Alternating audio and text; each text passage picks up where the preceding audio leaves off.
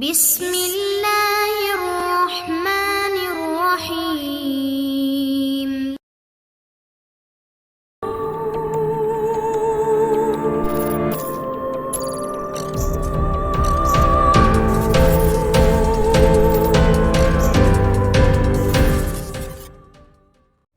السلام علیکم دوستو، خونی انتقام ہارر اسٹوری بائے مہر پرویز احمد ڈولو۔ اگر آپ نے ابھی تک ہمارے چینل جاسوسی دنیا کو سبسکرائب نہیں کیا تو سبسکرائب کریں اور بیل آئیکن پر کلک کیجیے۔ آغاز۔ آج پھر اس نے کام کرنے سے انکار کر دیا تھا۔ وجہ یہ تھی کہ اسے پیٹ بھر کر کھانے کو نہیں دیا گیا تھا۔ کام سب سے زیادہ وہ کرتی جبکہ کھانا اسے کم دیا جاتا تھا۔ اس دکھ کا اظہار اس نے یوں کیا کہ عین اس وقت جب ٹھیکیدار سر پر موجود تھا اور کام شام تک ہر صورت مکمل کرنا تھا۔ جو زیادہ کام کرتی تھی اسی نے بار وقت کام کرنے سے انکار کر دیا اور شیشم کے درخت کے نیچے بچھی چارپائی پر جا کر سو گئی۔ ماں باپ منت سماجت پیار محبت کے ساتھ سختی پر بھی اتر آئے مگر اس کے کانوں پر جوں تک نہ رینگی۔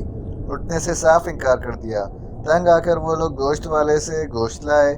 سالن بنا کر اس کے آگے رکھا گیا تو 5 کلو گوشت کا سالن لمحوں میں ہڑپ کر گئی۔ کھانے سے فراغت پاتے ہی ٹھوکری اٹھائی اور سڑک پر ریت اور بجلی کی بارش کر دی۔ پورے دن کا کام جو 10 افراد نے مل کر کرنا تھا اس ایک نے گھنٹے سے بھی کم وقت میں کر دیا۔ کام مکمل ہوتے ہی باپ کو مزدوری قیمت میں 2000 ملے۔ وہ تو خوشی سے نہال ہو گیا۔ بیٹی کی بلائیں لینے لگا۔ اس کی تعریفوں میں زمین و آسمان کے کلابے ملا دیے۔ ہاتھ اور منہ چوم کر اپنی محبت کا اظہار کرنے لگا۔ بچی کیا پیدا ہوئی تھی؟ دکھوں کے آسمان پر صبح کا سورج اپنی تمازت سے چمک کر اس گھر میں خوشیوں کی بہاریں لایا۔ دنوں میں مہینوں کی لگتی تھی۔ تھوڑا عرصہ گزرا تھا کہ قد و قامت بڑھنے لگا۔ سوچ فکر میں تبدیلی آنے لگی۔ اعضاء کی حرکات کے ساتھ چلنے پھرنے کی کوشش کرنے لگی۔ اس عجیب و غریب صورتحال سے والدین سخت حیران تھے۔ شعور کی پگڈنڈی پر قدم رکھنے کا پتہ ہی نہ چلا۔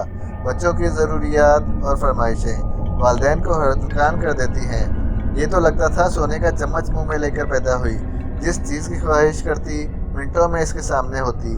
ایسے کھلونے اس کے پاس تھے جو غیر ممالک میں رہنے والے بچوں کے پاس بھی نہ تھے۔ والدین کو بھی کبھی عید بارات کے موقع پر پیٹ بھر کر کھانا اور پھل وغیرہ ملتے تھے جبکہ یہ لڑکی بے موسم کے پھل کھاتی تھی۔ بچے ہوئے پھل دوسرے بہن بھائیوں کے کام آتے تھے۔ اچھے پھل غذائیت والی خوراک خوشحالی فکر و پریشانی سے دور رہنے والی ریشما ایک امیر گھرانے کی شہزادی لگتی تھی۔ چلتے پھرتے حسن کی دیوی لگتی جس کے سامنے دوسری لڑکیوں کا حسن ماند پڑ جاتا مگر غربت سب کچھ دھندلا کر رکھ دیتی۔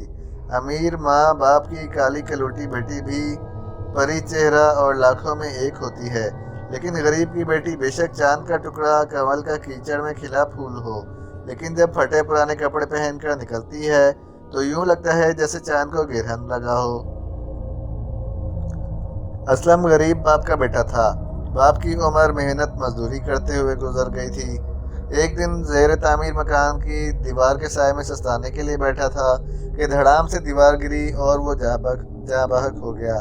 ذمہ داری اسلم کے سر پر آ پڑی تو بچپن میں ہی مزدوری میں جت گیا اور جب جوان ہوا تو ماں کو سر پر سہرا سجانے کا شوق چڑھایا تو قریبی رشتہ داروں میں مناسب لڑکی دیکھ کر شادی کر دی گئی۔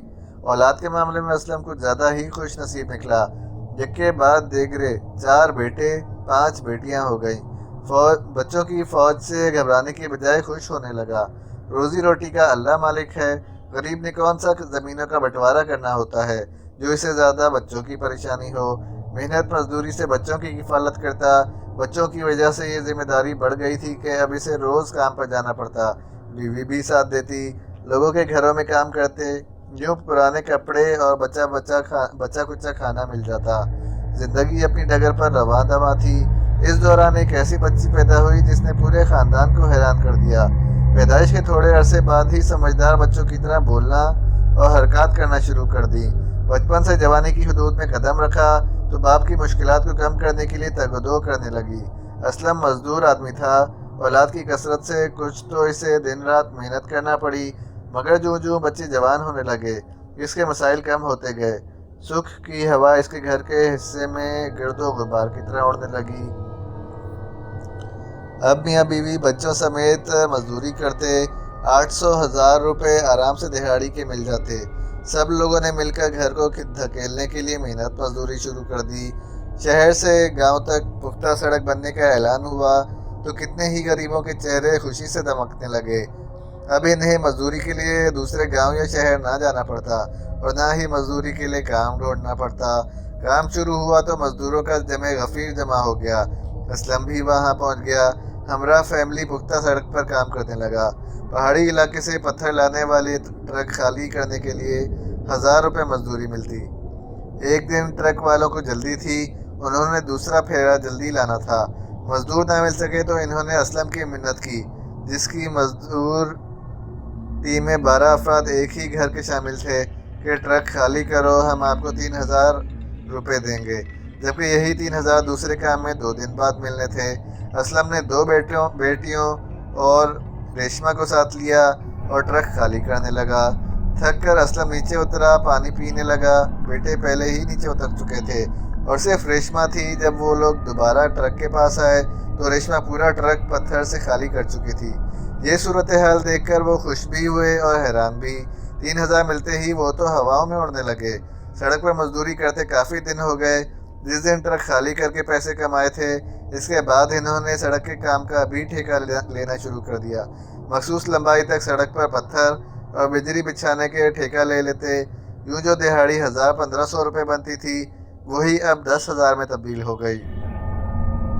पैसे आने पर असलम ने अब कुछ कंजूसी करनी शुरू कर दी। सारा दिन काम करते, शाम को वही दाल रोटी, दिन को कभी गोश्त पकता। रेशमा के हिस्से में एक आध बोटियाँ थी, जबकि इसी के काम के सहारे पर अब वो लोग ठेकेदार बनकर हज़ारों रुपए रोज़ के कमा रहे थे। आज फिर ऐन दोपहर के वक्त जब काम जोरों पर था, ठेकेदार सर पर खड़ा था।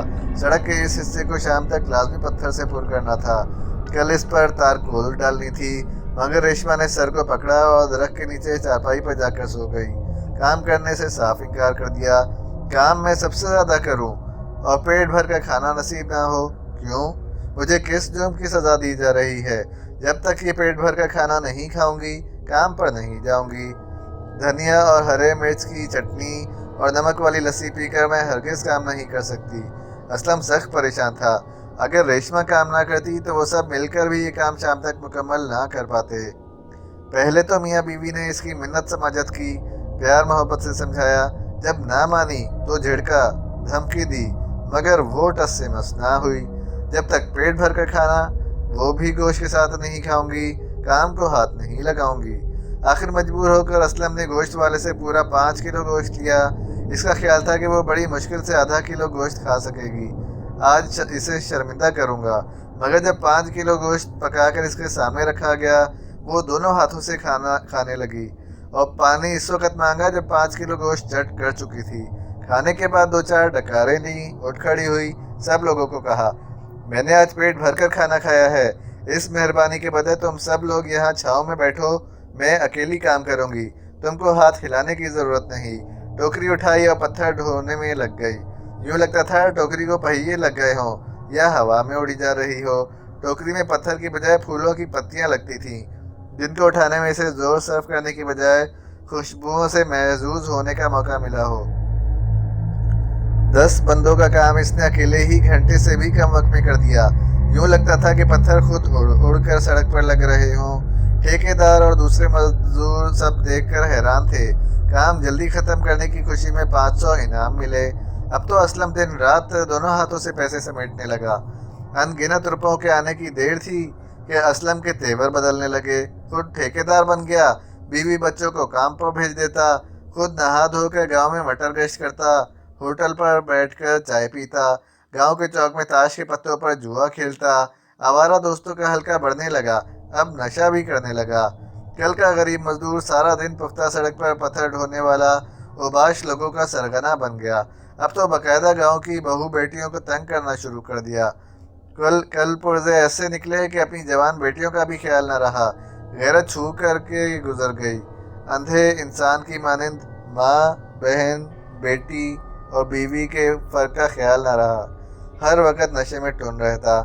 نشہ اس لیے حرام قرار دیا گیا ہے کہ آدمی ہوش سے بیگانہ ہو جاتا ہے، سوچنے سمجھنے کی صلاحیت ختم ہو جاتی ہے اور رشتوں کا احساس نہیں رہتا۔ لیکن افسوس، آج کا نوجوان نشہ کر کے فخر سے نمائش کرتا ہے اور بڑھ کے مارتا ہے۔ آوارہ لوگوں کے دوست بھی انہیں کی طرح معاشرے کے ماتھے پر کلنک کی مانند ہوتے ہیں۔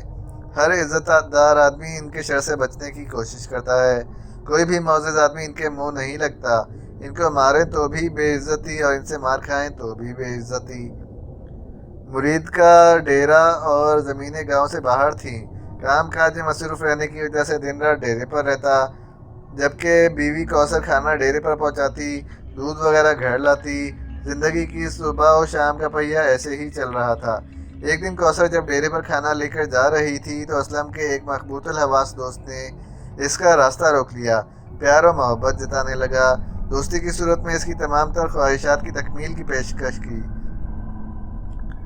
جبکہ انکار کی صورت میں بیچ چوراہے پر بے عزت اور برہنہ کرنے کی دھمکی دی۔ اتنا سننا تھا کہ کوثر نے دودھ کا کٹورا اور کھانا زمین پر رکھا، پاؤں سے جو جوتا اتارا اور نواز پر تھپڑوں، گالیوں اور جوتوں کی بارش کر دی۔ راستے سے گزرنے والے یہ تماشا دیکھ کر حیران رہ گئے کہ اسلم کا دوست ہونے کی وجہ سے نواز اور اس جیسے دیگر لوگوں کی پہلے بھی کوئی عزت نہ تھی۔ یہاں تو راہ سے گزرنے والوں نے بھی دو چار تھپڑ مارنا ثواب سمجھا۔ خوب مار کھانے کے بعد نواز بڑی مشکل سے جان چھوڑا کر بھاگا۔ وہاں سے بچ کر سیدھا اسلم کے پاس آیا اور تمام واقعات اسے سنائے، بدلہ لینے کے لیے اس سے مدد مانگی۔ فیصلہ یہ ہوا کہ جب کوثر ڈیرے پر جائے گی، راستے میں گھات لگا کر بیٹھیں گے، اسے اغوا کر کے دوسرے گاؤں لے جائیں گے۔ سارے دوست اس کی عزت کی دھجیاں اڑائیں گے، موبائل سے اوریاں تصاویر بنا کر اسے گاؤں میں بے عزت کریں گے۔ دوپہر کے واقعات کا جب کوثر کے گھر والوں کو پتہ چلا تو معلوم ہوا کہ نواز اسلم کے گھر پر ہے۔ وہ لوگ اکٹھے ہو کر وہاں پہنچ گئے اور اسلم سے کہا، اسے باہر نکالو، لیکن اسلم نے دوسرے راستے سے اسے بھگا دیا۔ ان لوگوں نے اسلم سے کہا، اگر نواز یہاں گاؤں میں دوبارہ نظر آیا تو ہم اسے زندہ نہیں چھوڑیں گے، تمہاری بہتری اسی میں ہے کہ اس کی دوستی چھوڑ دو۔ یہ دھمکی دے کر سب حضرات واپس گھروں کو لوٹ گئے۔ شام کو کوثر، اس کی والدہ، ساس اور بہن ایک بار پھر اسلم کے گھر گئیں۔ اس کی بیوی اور بیٹیوں کی منت سماجت کی گئی، اسلم کو سمجھاؤ، برے لوگوں کے ساتھ مل کر ہمیں بدنام نہ کرے، ہم بھی آپ کی طرح اس کی بیٹیاں ہیں، جس کی اپنی بیٹیاں ہوں، اسے کسی دوسرے کی ماں بہن کو میلی نگاہ سے نہیں دیکھنا چاہیے۔ یہ لوگ واپس پلٹے ہی تھے کہ نواز آ گیا اور دروازے پر دستک دینے لگا۔ بیٹی ریشما نے دروازہ کھولا، نواز کو دیکھتے ہی اسے دھتکار دیا، گالیوں کی بوچھاڑ کر دی اور دروازہ بند کر دیا۔ شور سن کر اسلم دروازے پر آ گیا اور پوچھا، کون ہے؟ ریشما نے کہا، نواز ہے۔ یہ سنتے ہی اسلم نے فوراً دروازہ کھولا اور اسے اندر بلایا اور بیٹی کو 2 تھپڑ مار دیے کہ دوست کی بے عزتی کیوں کی ہے۔ ریشما واپس تو چلی گئی مگر اس کے اندر جوار بھاٹا سر اٹھانے لگا، مگر وہ کچھ کر نہیں سکتی تھی۔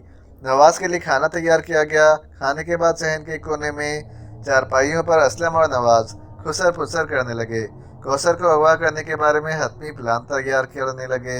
اس دوران ریشما وہاں آ گئی، باپ کے پاؤں میں بیٹھ کر دہائیاں دینے لگی، آپ 5 بیٹیوں کے باپ ہیں، عزتوں سے تمہارا گھر بھرا پڑا ہے، کوثر بھی ہماری عمر کی ہے، اسے بیٹی سمجھیں اور اس کی عزت سے نہ کھیلیں۔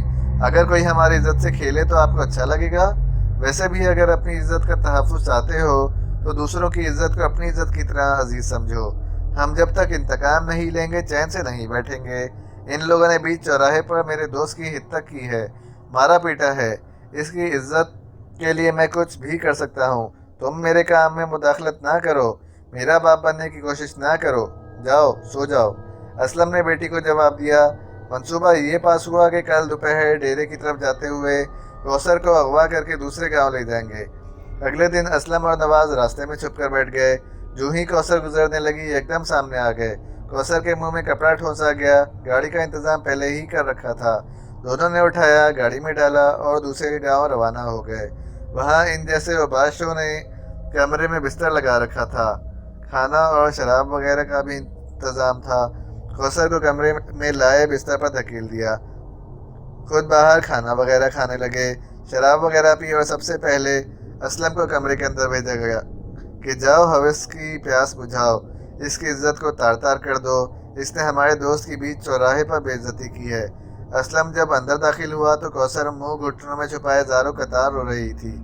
اس نے آؤ دیکھا نہ تاؤ، دوپٹہ سر سے اتار کر دور پھینکا، قمیص تار تار کر دیا، پھر دونوں ہاتھوں سے منہ اوپر کر کے اپنی طرف کیا تو چہرہ دیکھتے ہی اس کی 28 طبق روشن ہو گئے۔